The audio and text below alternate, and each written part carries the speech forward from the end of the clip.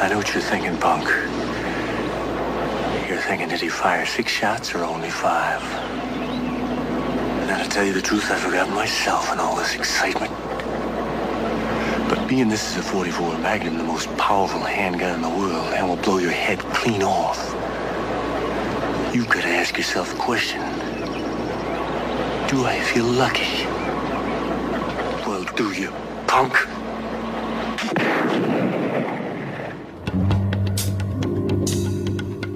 Welcome to Film Strip, featuring Ron. It'll be my word against yours. And Jay. That's to know. These podcasts will be spoiler-filled as we discuss the plots, characters, and themes.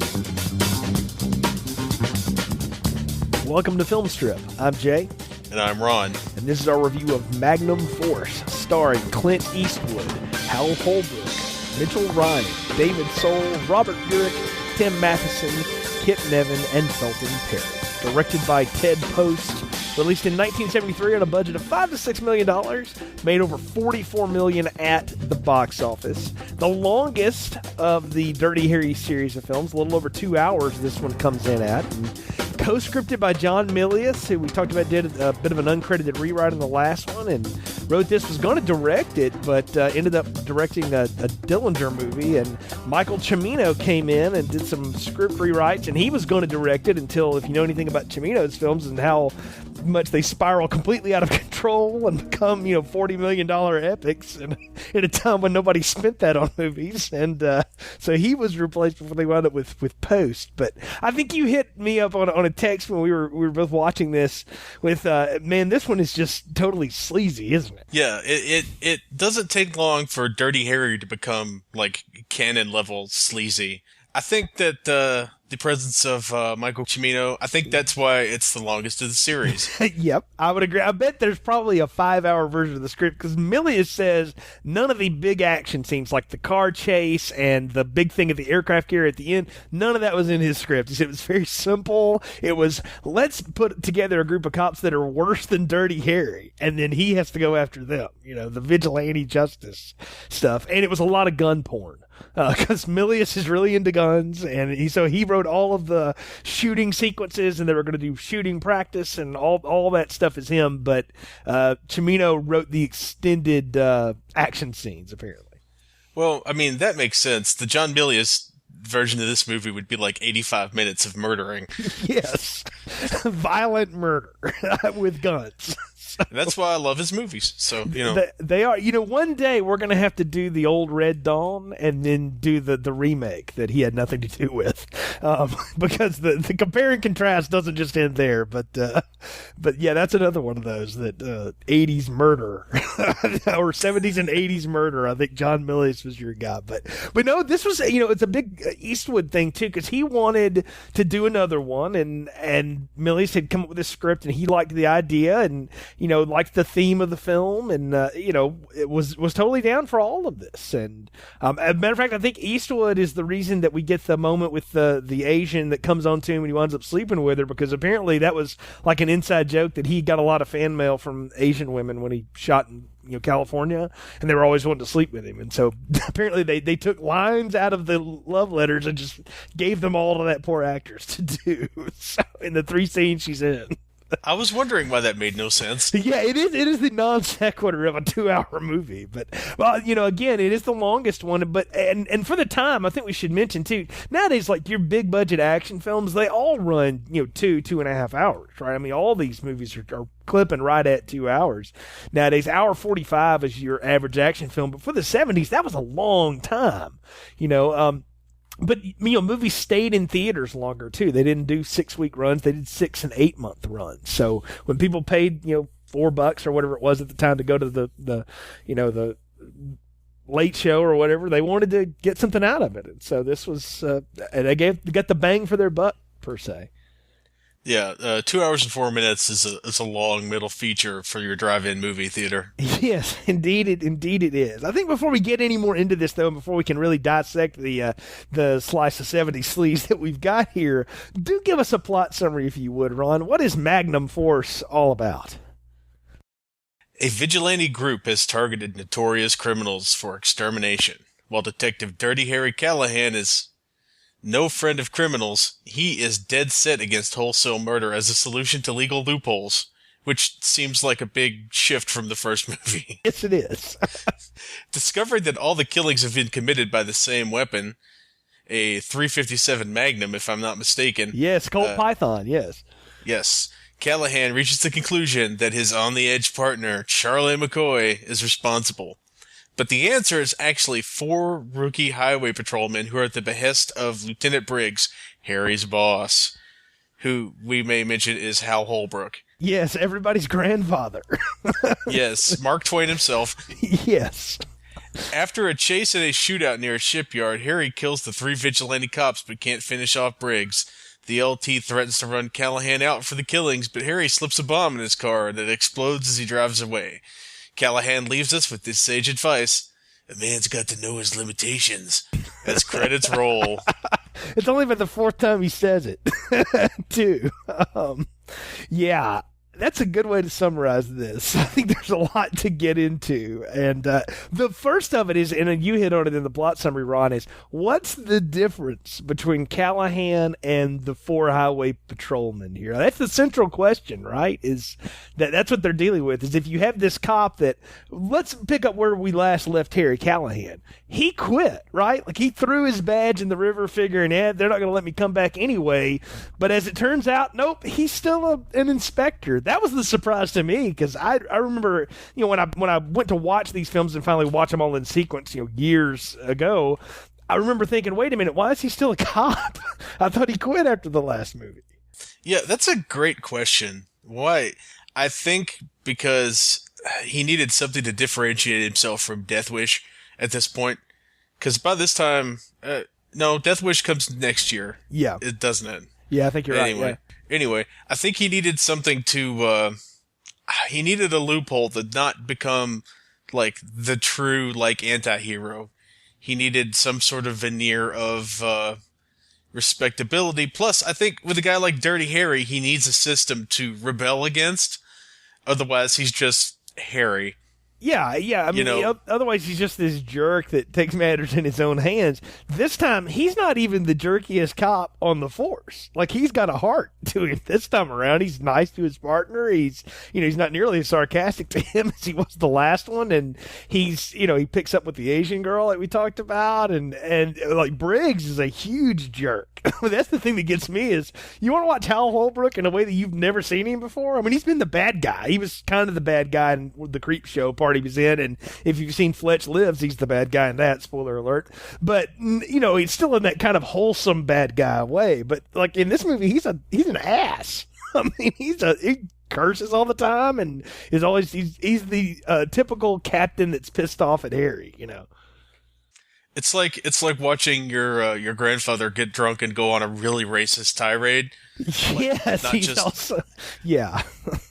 Not just like, standard old people racist, but I mean like super racist. Because it's really unsettling to watch him just curse so much and pull a gun on Clint Eastwood and generally just behave like a monster. Yeah, I mean, he's a 70s monster. I think that's a great way of saying it. But the vigilante cops, the 4 patrolmen, and I think it's neat. We laid these out. I mean, early screen appearances. David Soul, goes on to become Hutch in Starsky and Hutch. Matter of fact, I think he got that gig because of this movie. You've got Tim Matheson, who will forever be Otter from Animal House for me, or Mr. What's his name in Fletch?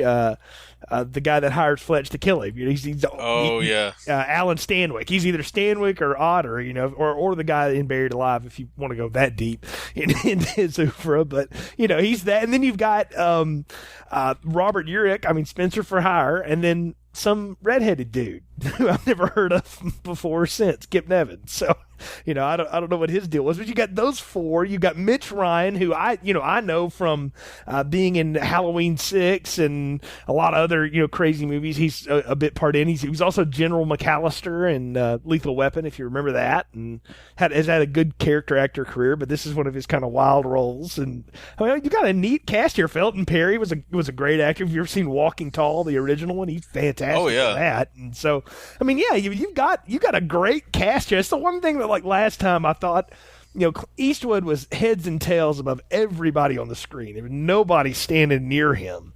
And now they've actually put good actors alongside of him. And I think the way that Eastwood's films always work best when he's paired up against good character actors, no matter what it is.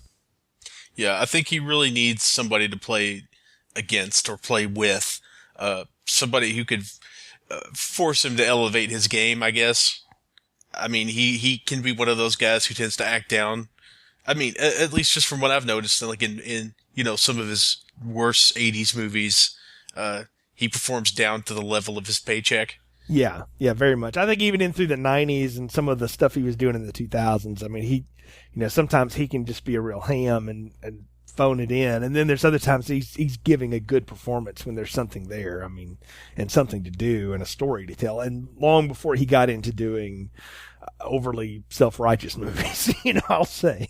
And not even as a director, but as an actor, he gotten into that. But, I do like it, though, and I like that it's not explained. I mean, we're sitting here talking about why is Harry still a cop? I guess because, I think you've summed it up well, is that Harry needs a system to rebel against. And he also, this time, he's going to be the one that, like, fights for the system. I think that's one thing I love about 70s cop movies, is the cops actually do cop work. Like, they examine forensics, they talk to experts, they interview witnesses, they do paperwork. I mean, there's 2 hours of this movie, and they're doing these mundane things for at least 40 minutes of it. Yeah, it was really weird to see Dirty Harry, of all people, like, doing detective work. Yeah, I mean, because just the stereotype like is ballistics. That he walks in and just shoots everybody, right? That's the stereotype. But, yeah, he's doing ballistics work and, like, being smart about it and stuff. That was kind of a pleasant surprise. I imagine the Michael Cimino version is more like outtakes from Zodiac.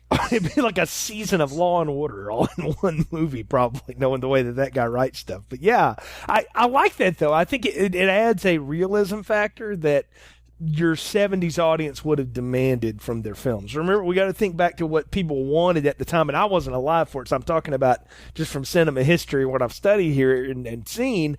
People wanted you to explain it, walk them through it, show what this is like, because this is before the days of, tabloid TV or even, news docu-TV where you learn all this stuff. There wasn't 48 hours and all that kind of stuff. So you didn't know how the procedure worked. You just assumed. And I can imagine that, like, to a 70s audience, like, the idea that you could look at a bullet and figure out what kind of gun fired it would just be mind-blowing. Like, kind of like how the first season of CSI is what made people stop scoffing at, like, DNA evidence. Yeah, exactly. That it was junk science or something, and all of a sudden it became the thing to do. Yeah.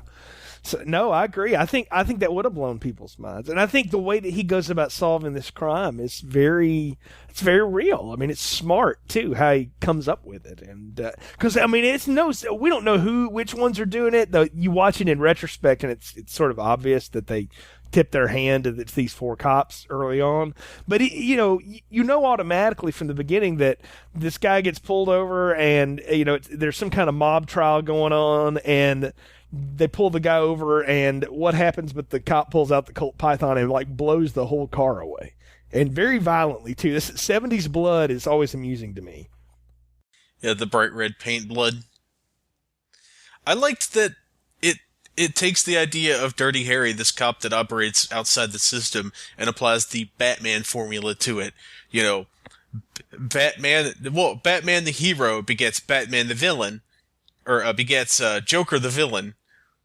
And it's kind of an escalation of violence as Batman becomes more of a thing, his adversaries become more of a thing. And I can only imagine Dirty Harry gets in the newspapers. Criminals are like, well, we got to step up our game and buy off more cops and keep this guy as far away from us as we can. And that in turn leads to these 4 guys becoming the sons of Batman. If you've read The Dark Knight Returns, the Frank Miller, how the vigilante cult of Batman takes off. Exactly. I can only imagine that these guys are like the. I can only imagine that these guys are like the cult of Dirty Harry. No, I think you're right. That's a great point, too, is that the thing that separates Harry from these guys is that one extra step of discernment that he gives all of this. Yes, he will pull out his weapon. He and Briggs have this whole bit early on because you can tell they're at odds with each other. And Briggs is like, I've been a cop for X number of years. I've never had to pull out my weapon once. And Harry's like, oh, well, you got to know your limitations. And, it's the first time he gets to use that line.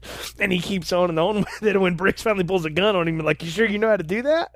And, yeah, that was a funny line. Yeah, it's great. But, and all I got from that was Dirty Harry doing the Eminem to Will Smith. You don't have to cuss and you're rapped to sell records. Well, F you.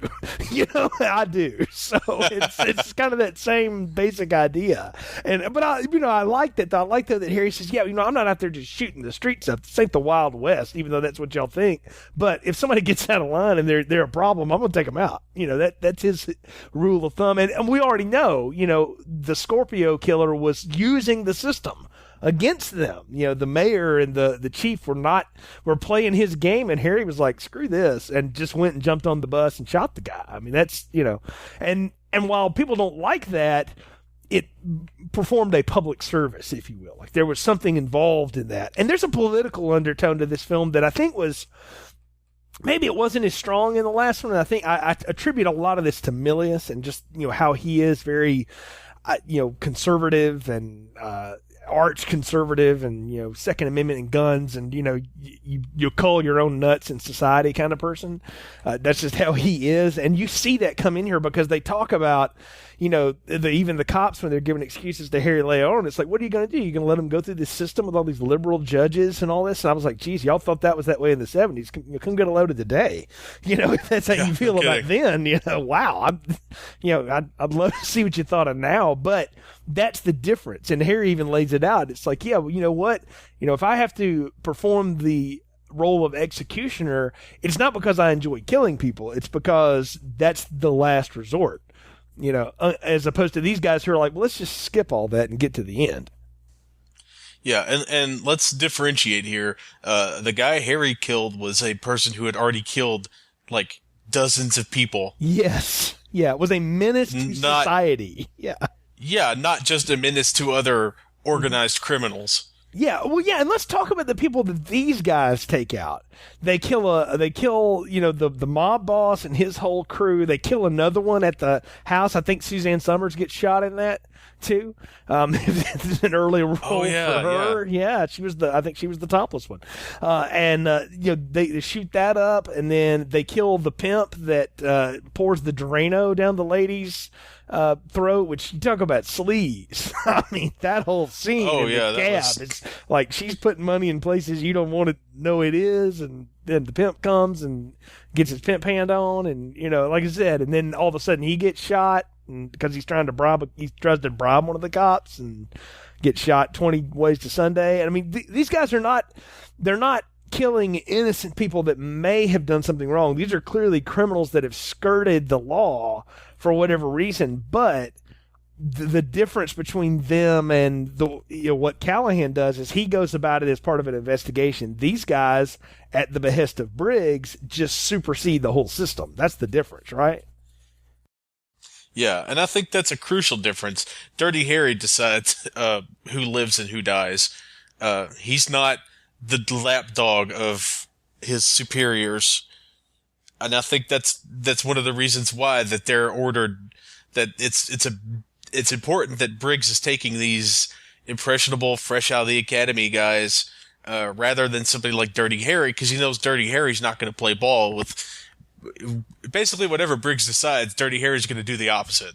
Yeah, he knows that. Even Harry's partner, he knows, look, this guy's not going to listen to me. I can't trust early, to do what I'm saying either. I've got to go with guys that are impressionable. And while they're rookie cops, they're all military guys. They're airborne rangers. They've had training.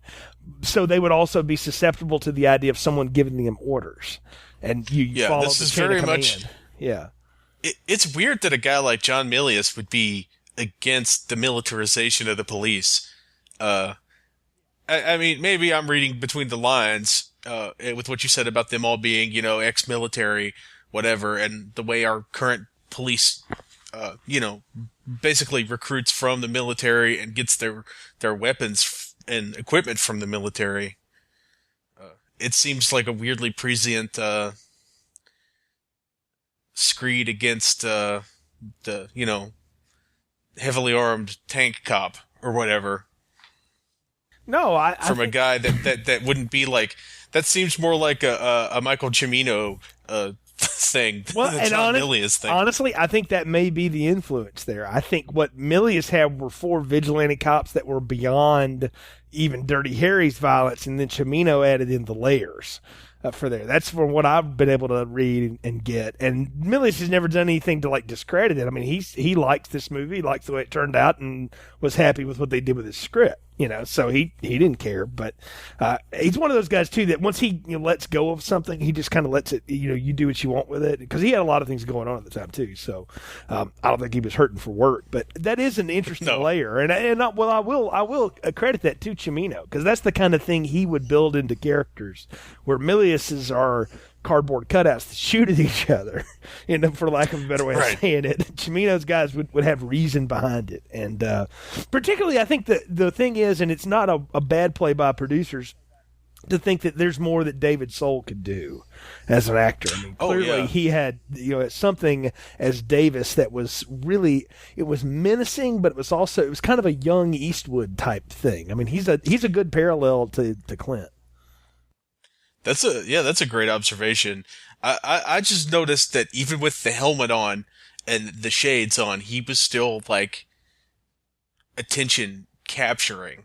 There was something about him, the way that he, swaggered, I guess. Yeah, the way he carried himself. I think that's the one thing the other chips here or whatever don't necessarily have. They don't really come off as menacing. I guess Robert Urich kind of does, because he's tall and things, and he doesn't get a lot of lines, but David Soul has a look on his face with those silver glasses. I won't say that James what's his name? James Cameron. There we go. James Cameron didn't rip that off for part of Terminator 2 when Robert Patrick is the motorcycle cop. I got a lot of that when I was watching this. I was like, I knew I'd seen that somewhere before. And it's actually I did too, yes. Yeah. I knew exactly where you were going. And that seems like the kind of thing Jim Cameron would steal.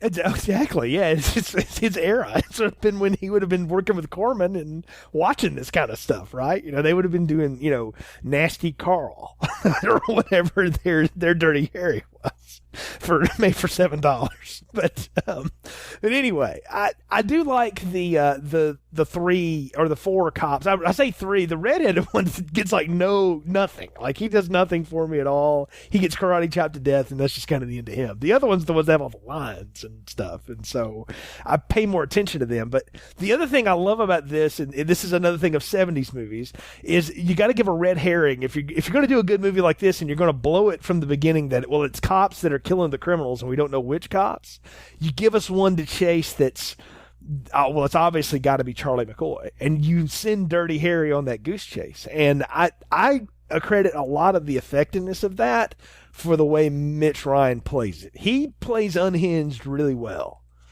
Yeah, he really does. I kept expecting a misdirect of the Magnum Force onto Dirty Harry. I kept expecting them to throw him under the bus, because there's that whole section where they're talking about how Dirty Harry uses a special kind of ammunition, a different load than your average 44 Magnum. And I kept saying, oh, that's going to come back in some way. And it didn't come back, but it was also, A, it was good gun porn for John Milius, and B, it was for me, it worked as like a whole movie misdirect, because I kept waiting for, all right, now Briggs is going to try to wrap it back around and say Dirty Harry's the guy doing it, because we already know he's like, shoot first, ask questions never kind of cop. But they resisted that urge. Yeah, they did, and I don't know if that's part of what gets cut, when you start trimming a film down from Cimino length to, Ted Post length and Eastwood length, because I think Eastwood had a lot to do with how this was done, and he and Post, had a long, old relationship. Matter of fact, word is they argued quite a bit on the set, too, so I that's probably why you see Post again on one of these, but... yeah, but I mean, Eastwood at this point is coming into his own as a filmmaker too, and he's got opinions about it, and he knows what he's wanting to do, and so they're having a lot of balance between, like you say, milious gun porn and good information. And I think that the way I take all that ballistic stuff with Harry is that makes it believable that he would be able to run the ballistics test, because the first time we see that done, it's done by a lab scientist. So your average cop maybe wouldn't know how to do that. Well, Harry knows enough about guns and weapons to know, I can figure out some basic stuff by pulling that slug out of the wood that he misfires on, which is a great move too. We can talk about, but no, I think this movie is very tight. Like, everything in it sets itself up for something later.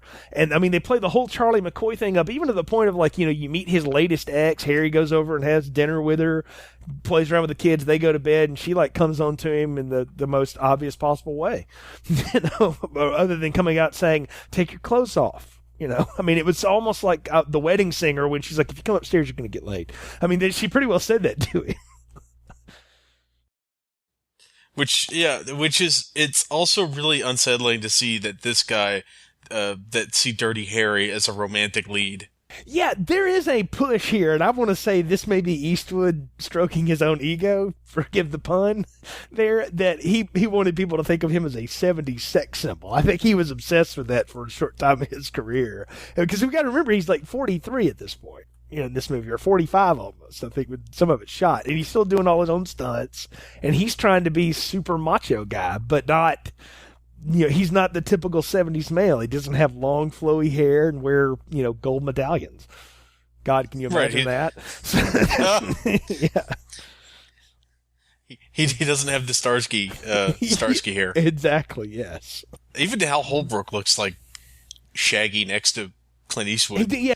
Eastwood's hair is pretty sizable, but, I think Holbrook has like the coif. It's just sitting, on top of his head. A lot of Aquanet to make that gray and salt and pepper work there. But yeah, I don't know. I found it interesting. The last time, a lot of times I felt like the violence in the last movie seemed to be there to just show how menacing Scorpio was, right? Like, just to keep proving how bad a guy he really was and things. This one, all of it seemed to serve a larger purpose, in my opinion. Like, there seemed to be something more to it than just violence for violence sake. Like, there's an incredible amount of violence in this movie. I mean, a lot of people get killed. There's a lot of death. I mean, it is definitely that was part of the controversy of this movie, particularly the way people get killed. I mean, the drain cleaner, killing the prostitute. Apparently they ripped that right from the headlines, and that a lot of people were like really ticked off about that they would put something like that in this movie, because it's so, I mean, you could look at it and go, well, that's a great idea. I mean, if you're a psycho, you can go, oh, I hadn't thought of that, and I thought, what an awful way to die. And the fact that it goes on, like, it's not just him opening the bottle, it's all 2 minutes of her gurgling it.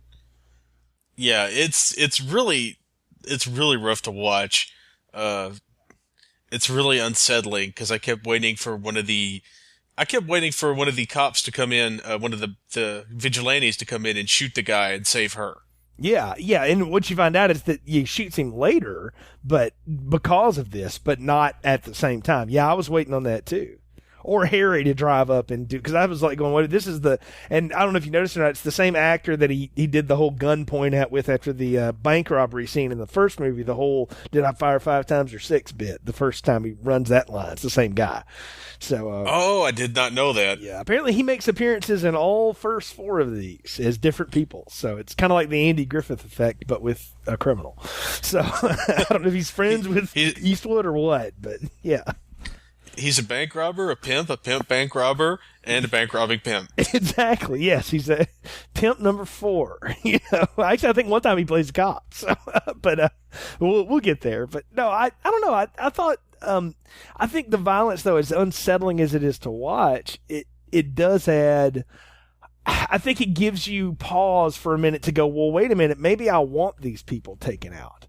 But what you realize the cost of that is that you essentially assign all of the civil liberties that you're afforded as an American to have a trial by jury and to have your day in court and to have your moment. If somebody decides, if a random lieutenant decides, well, you got to go, then you go and you get no chance at all. That's the difference, right? Yeah, Dirty Harry at least gives the system a chance to fail. Right. Yeah, exactly. And when it does, then he goes and shoots you. These people just blow you away, without even thinking about it. So, well, in the first case, the first gangster that gets killed, he get off on a technicality. I feel that the pimp did not even receive a trial. no, I mean, he tried to do $100 handshake to the cop for pulling him over in his tripped out Cadillac or whatever he had. He got blown away. And then, you got all these other people. The one that gets you, and we've already talked about Charlie McCoy being the decoy, if you will, for a while. When he gets shot in the apartment shootout or whatever, that's when, you think, oh, wow, this thing's getting out of control, and Harry doesn't even know he's been killed because he finally reveals to Briggs what he's been working on. Is I think Charlie McCoy's behind all of this, and Briggs is the one that's telling him, moron, he got shot today. And you can see the look on Harry's face, like, how can I be wrong about this? And I think that's another thing that I will credit this film for is often the hero cop is never wrong about anything, right? Riggs and Murtaugh are never wrong, but Dirty Harry was wrong. Right? No. Yeah. And that's really kind of a clever wrinkle there. One of many things aside from him being a love interest and him being him being pro the system, or at least pro giving the system a chance this time around. That was really an interesting thing, and I don't think you could even see that much today. You don't get a lot of the hero being wrong or making the wrong choice. You may get a little bit of the will he do this thing or won't he do this thing, just when I think I'm out, they pull me back in, kind of thing. But you don't see a lot of, well, I must have screwed that up. Yeah, you never see those guys like really realize that they've just messed it up. Like even when Riggs and Murtaugh on Lethal Weapon, since I threw them out there, even when they get captured by the Shadow Company guys, you still feel like they're in full control. They're going to get out of it. Like there's no time when they go, we should have done that ambush a little differently. It's like, well, no, we'll just do some crazy karate and shoot the club up, and then we're back. That's how that goes. And I enjoy that movie. I mean, you go back and listen to the review with Nick. I like Lethal Weapon. It's fine, but this movie just works on a different level. And I think the best scene in the film is the gun shootout competition with the cops. And it's not even like a pivotal scene of it doesn't do anything to resolve the plot other than you see Harry do something really sneaky. He is trying to figure out who's doing this killing. These people that are doing this shooting know what they're doing. He knows these cops use these Colt pythons. So he throws. I was going to ask you, does he throw the competition or for an excuse to shoot that guy's gun, or did he legitimately get beat? That's the first thing. I think he definitely throws the competition. Because he loses because he shoots a civilian basically. Right. Yeah. No, he shoots a cop. Oh, that's right. Yeah, he shoots a cop. That's right. Yeah. I think he was he deliberately lost it on purpose. Number one, I don't think Clint Eastwood would let Dirty Harry lose a shooting competition by any means. And B, I think it's also kind of a message that he knows that cops are involved. I think he knows that everybody's going to be there to watch the big shoot-off, and he wants them to know that he's got suspicions. That's how I read it. Because he deliberately shoots the cop between the eyes. That's pretty interesting. I didn't even think of it like that, but that's a great way to read it. And now I'm wanting to go back and watch it and see, look at it from that lens, because it comes down to a shoot-off between him and Davis and Hutch. And Hutch gets 6 out of 6 or 12 out of 12, whatever it is, and then Harry, gets 11 out of 12 because he shoots the cop. And when I say shoots the cop, it's the cardboard stand-up. I should clarify that, I guess. But yeah, he just turns and shoots David Soul. Exactly, right in the face. Into the movie. Yeah, exactly. But right after that, he said, "Hey, can I have a run with your gun?" And he gets the Python and runs 6 of them, but he misses one, and he misses one into the door jamb. And he talks about, it got away from me a little bit. You get used to it. They have this whole back and forth. And then later that night, Harry comes back out of the range and he digs that round out of the door because they've got ballistics from the pimp shoot, right? That's how he matches all this up and figures it out. That was another great bit of police work. I thought that is fantastic detective work there for a movie that is gun porn and is, take, stuff in your own hands kind of justice or whatever, private justice. But then you see this guy doing, the guy who is the most anti-system cop doing the most systematic cop stuff. Yeah, that's really a clever thing. And I thought it was done convincingly enough, I think, that we believe that they believe Dirty Harry just missed. I mean, like, it's kind of an unstated acknowledgement of, well, I'm not as young as I used to be, on Dirty Harry's behalf, and it's kind of a convincing, sure, I'm 45 or however old he's supposed to be. I'm not sure what age he's supposed to be, because Clint Eastwood has always kind of looked middle-aged until he got old. Exactly, yeah. But it's like an acknowledgement of, well, these guys are the young up-and-comers. Maybe it's time to... Right. Yeah, can't win them all right? But then in the next, the 2 scenes later, or knows limitations. Yeah, but 2 scenes before, he's like, banging the 20-year-old Asian, in his apartment complex. And that really leads to 2 other pivotal scenes, because at this point, he's starting to figure out what's going on, and he meets the death squad, as it were, in the underground parking bit. And I love the lines with him. It's like, what are you going to do after you kill, a dozen people? Kill a dozen more. And he's like, what? And then it's, you're either one of us or you're against us. And I love he gives him a line. He gives a great line. It's, I think you've misjudged me, or I'm afraid you've misjudged me. And then they drive off. And from then, it's like, okay, now it's on between Harry and these 4 guys. Because at this point, we don't know Briggs is behind it all yet. Right. It could still be just these 4 dudes. Exactly. So the conspiracy hasn't completely unraveled yet for us. And that's the next bit, is that Harry comes home and through, I can't remember exactly how it goes down, but he figures out that there may be something going on. There may be a trap waiting for him. He discovers a bomb left in his mailbox. He saves the girl, the Asian girl, and a nosy neighbor or whatever, and he's able to disarm the bomb, take it upstairs, and he's trying to call his partner. He calls Briggs and tells him, and he doesn't get to Early quick enough. And that's the thing I didn't remember about this film. I forgot that his partner dies, and I mean, in a terrible way. He's coming home with groceries and eating a stick of celery, and opens his mailbox and kaboom. Yeah, what a terrible last meal. I know, celery. Right? Yeah. I mean, I like celery, but don't. If it's going to be my last meal, put some peanut butter in it or something. Something. Give me a little ranch with it. At least not raw celery as I get shrapnel to the face. I mean, but what a violent end, though, too. And I love how Briggs comes over to meet him and tells him I found this, and he doesn't even tell him what's up. And this is when Briggs reveals himself to Callahan, because he says, "Hey, will you drive?" And then he pulls the gun on him, and that's what he lets him know. I'm the one behind all of this. And they have a great conversation in the car, too. It's because Briggs says something to him that you never would expect Briggs to say. This whole movie has been set up around Briggs can't stand Callahan. Can't stand him. You put him on these different people. You do what I tell you to do, you bum, blah, blah, blah. And he says to him, you're a great cop. You had a chance to be on our side, but nope, you just chose it your way. You stuck with the system.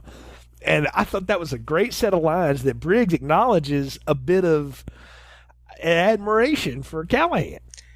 Do you think, and this is kind of going to be a dig, do you think that Briggs saw Callahan in action and said, we need more of that? I think he knew already. I think he just knew it would be hard to convince him until he had enough evidence, or maybe took out enough people that Harry would have been against. I mean, that's how a lot of this goes down, because we didn't even talk about the huge shootout at the pier or whatever, right? Where they go in and one of the cops, Otter, gets shot through the door, and then they have this whole gun battle with the mob there, and everybody gets shot out, and Callahan realizes this was a setup, because not only have they tried to shoot me to death, now they're trying to bomb me to death. So he knows there's something else going on. It's not just the 4 cops at that point.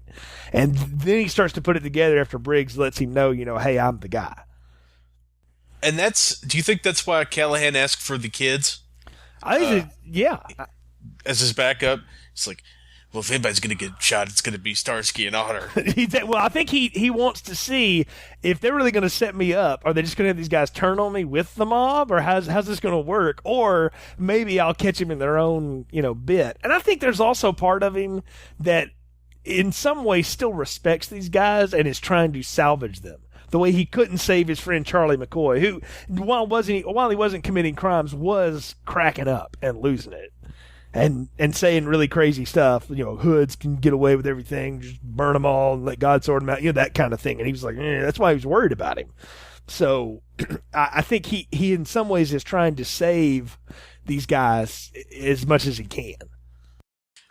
By being a good example? I think so, yeah. I think he's trying to turn them from the dark side to the light, if you will.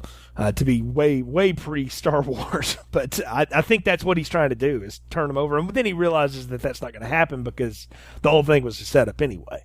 And so he's just trying to figure out who's behind it. And that also reveals to him, too, I believe, that he knows that it's not just these guys in on it. Because they could have never set something like that up. He knew that they were tipped off, and they were tipped off because Briggs let them know. That's what it reveals, is you're the one that called him in.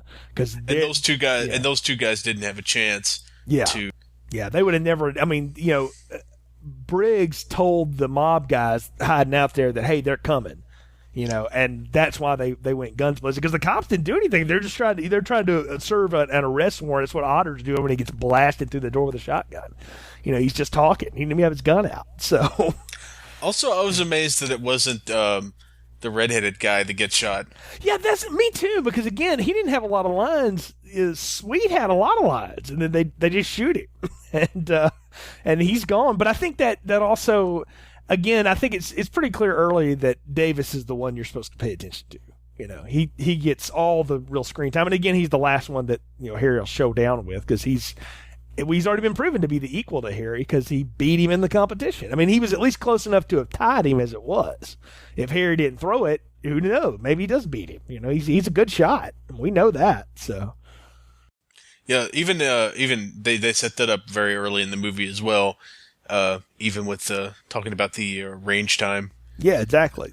That's the other thing. The reason they when they killed Sweet, it surprised me, was he was the one that could shoot the .44 as good as Harry.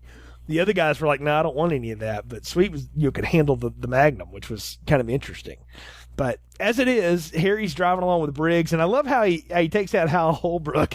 He essentially just starts wrecking the car. He's like, "Well, screw it," And he uses a bit of knowledge that he's got, which is accurate. Briggs isn't lying. He doesn't pull his gun out. He's never used it like that, before. And so he's not as on guard as he should be. So when Harry swerves one time, he doesn't pull the trigger. He drops the gun. And that's how he's able to bash him in the head and throw him out of the car as they go to the graveyard of ships or whatever.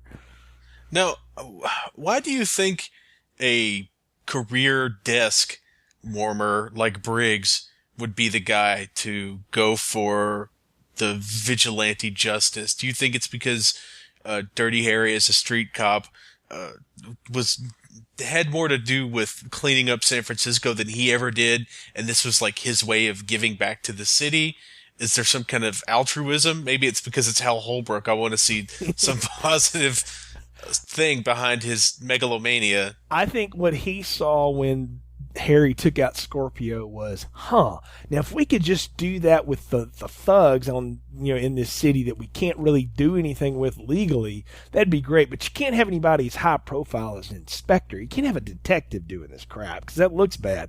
I'll get 4 rookies that are good shots, that are militaristic, that think like me. And there's a deleted scene on the DVD that is Callahan reading some policeman's quarterly or whatever, and it's articles written by these guys about how the system is failing us and we need more cops to take matters in their hands and stuff. That's another way he figures out it's them, and they cut it because it seemed like it was too much at the time. And again, this movie's long enough; it doesn't need to be longer. So and I can see that, but it's that same thing. I think Briggs sees an option, but he doesn't like Callahan because that's too public, but if it's, how would you ever know it was uniformed officers? There's no witnesses to these crimes. Callahan's the one that figures that out. When these things happen, they happen in stops along roadsides when people aren't looking, or they're not in things when people would notice anything. And really, what's more anonymous than a guy wearing a helmet and sunglasses? Exactly. And I also think Briggs, too, knows if it's cops doing it, he can control the ballistics investigations, too. Because he can keep that under wraps if it ever comes to it. I think he feels like this is his way of controlling it. And as a desk jockey, this is his political way of handling it. And in the same light, while this is going down, he can send cops like Callahan and Early and some of the other cops that Harry works with here on wild goose chases that either one take them out or just waste their time so that they don't stumble across his 4 hitmen, as it were. That's all good thoughts. That's really, I think we've put way more thought into this movie than anyone involved in this movie. I think I just wrote a college paper for somebody. if you want one there, just go with it. If you're in a sociology class, go right ahead. Just source me correctly. So that's all I ask. Just get the URL on the podcast right. That's all I care. All you criminal justice majors. Hey, I was one of those for a semester. So, but anyway, we did get the final showdown at the old aircraft carrier that's basically being decommissioned and stuff. And I love this as a set piece, but because you have to have somewhere to have a chase, right? Because this is where this all comes down to. And I like how Callahan takes these guys out. They're all on motorcycles chasing him. I didn't realize it was Spencer for hire that he killed when he ran over him first until it was the redhead and Davis still chasing him through the rest of the aircraft carrier. It could have just been anybody.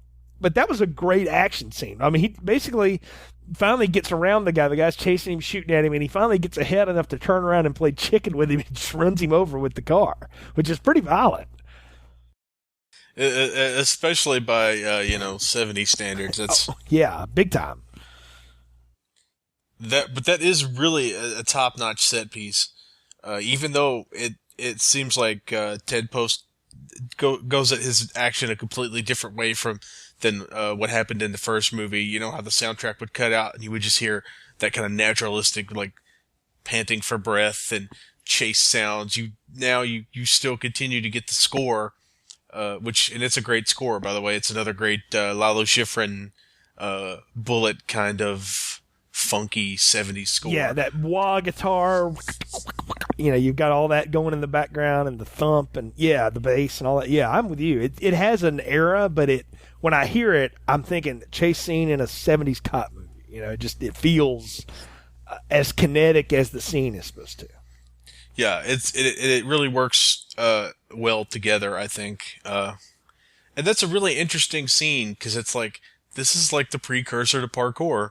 Yes, exactly. Yeah, there's a lot of running and bouncing off the walls. And the other thing, too, and you tell the difference between Davis and any of these other cops, particularly Red is just firing shots off in every direction.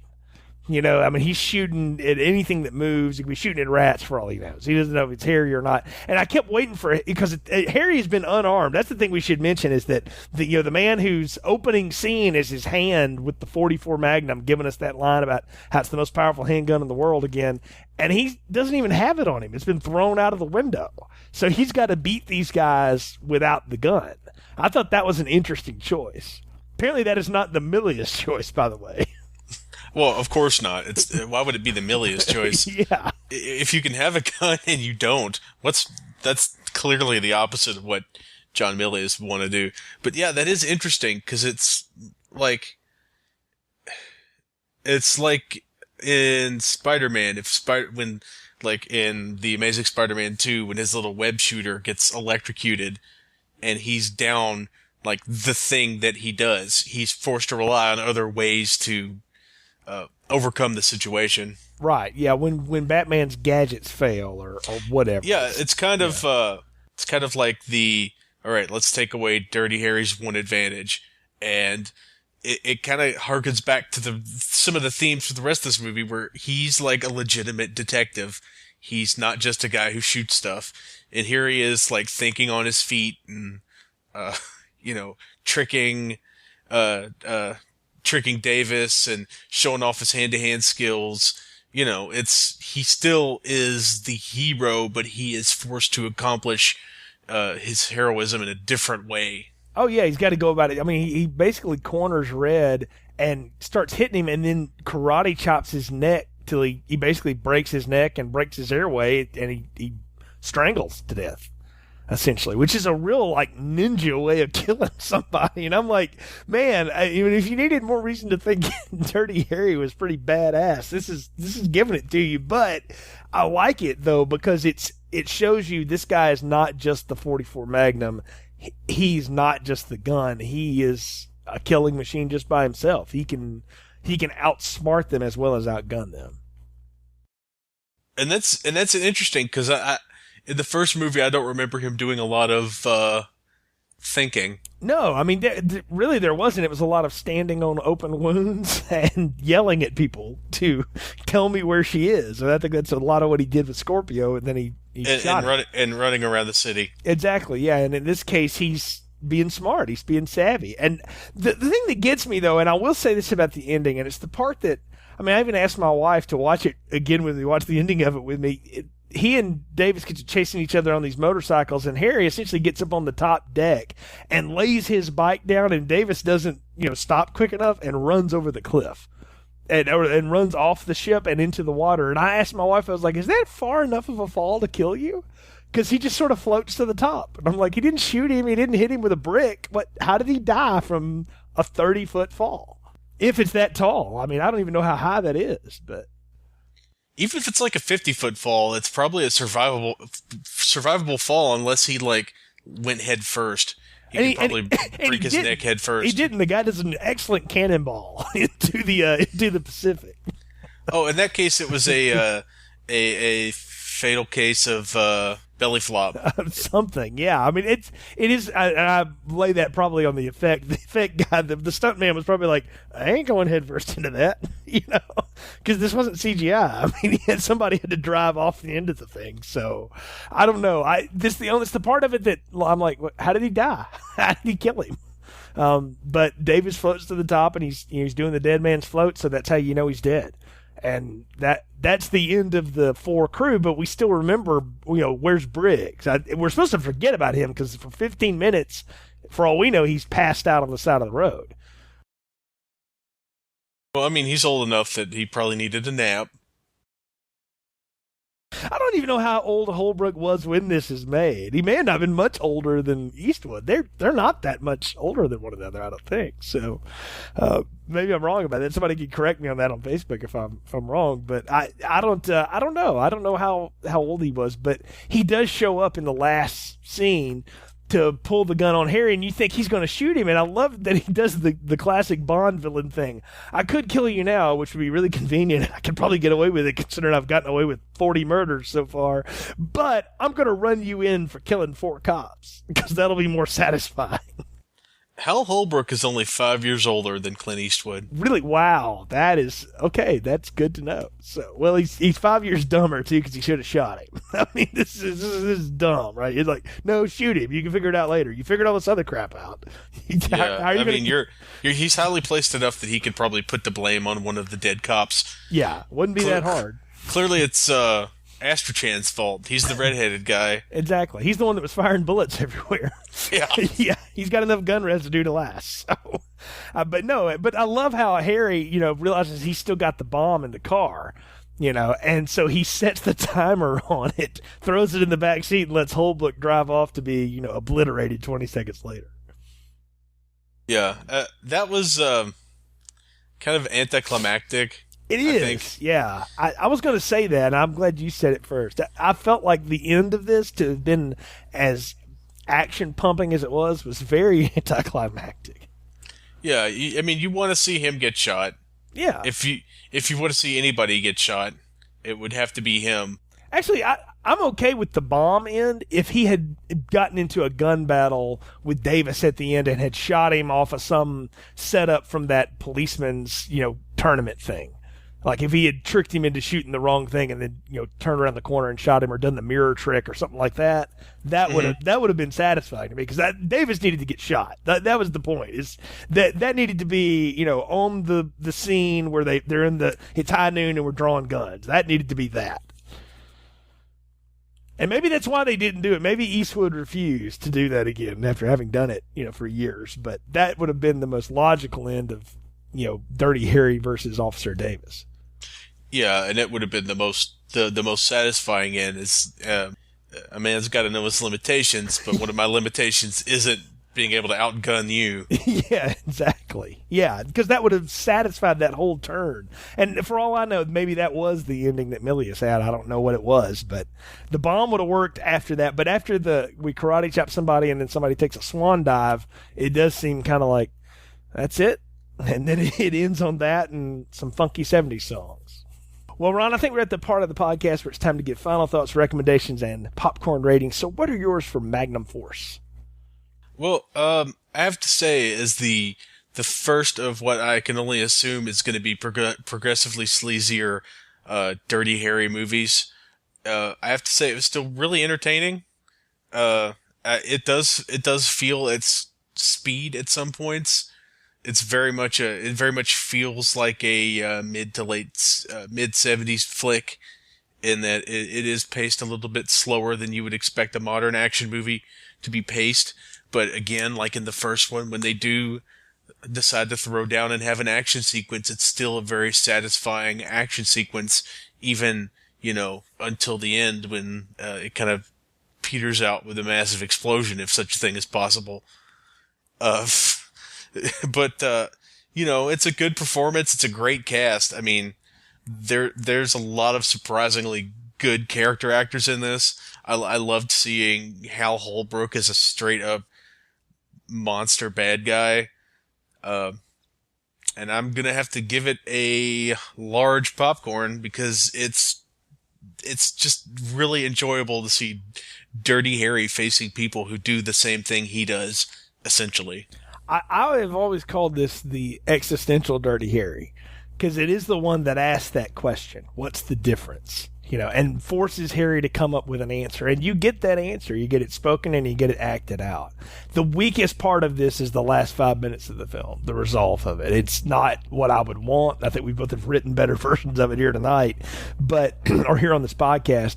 But all in all, it's still a really enjoyable thing to watch. Even as violent and as disturbing as this movie can be, there's a lot to enjoy here, particularly if you like good action movies, you like crime drama kind of films and stuff. Go back and enjoy this one. This may be one you missed, but it's worth revisiting. The actors in this make this great. Felton Perry's incredible as Early Smith. I'll argue up until the very last film, probably the best partner they ever put Harry with was Early, and it was a great sidekick, if you will. Early is a great sidekick, and it's a nice change from his partner in the first movie, I think. Yeah, who was kind of a weasel and a bookworm and didn't really want to be there. You can see Early was a cop, and this is all he ever wanted to do. I mean, they even have dialogue about that together, which I think is great. But I really enjoy this film. I have a good time with it. And even the faults of the ending, I think it's good and it's worth watching. And I'm going to give it an extra large popcorn. I think it holds up just as good as the other one. And that's the thing that's as surprising to me about anything, is this movie's 48 years old, or 30... Let me do my math. 38 years old. This movie's nearly 40 years old at the time we're recording this podcast, and it's still, that's 42 years old. Jeez, I can't do math anymore. This movie's over 40 years old at the time we're recording this podcast, and it's still really fresh and really fun. So, extra large for me. I really enjoyed this one and enjoyed talking about it with you. Folks, we've got 3 more episodes in our Dirty Harry retrospective, and you can, of course, find those on our website, continuousplaypodcast.com. Click the link for the podcast you're looking for. The Art of Slang will take you to the Buffy the Vampire Slayer retrospective.